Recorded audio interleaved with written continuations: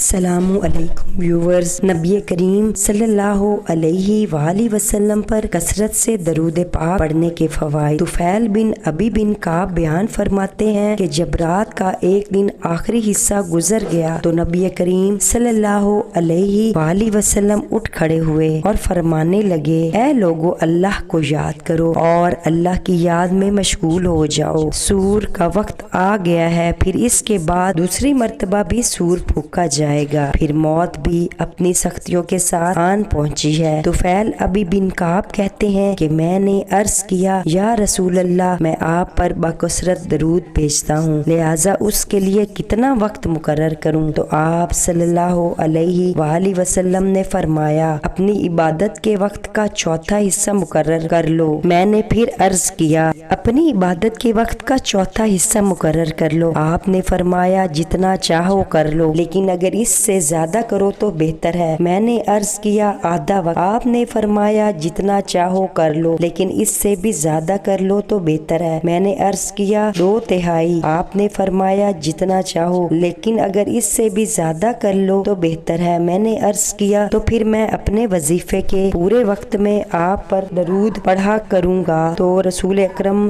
صلی اللہ علیہ وآلہ وسلم نے فرمایا، پھر اس سے تمہارے تمام گناہ دور ہو جائیں گے اور تمہارے تمام گناہ معاف کر دیے جائیں گے۔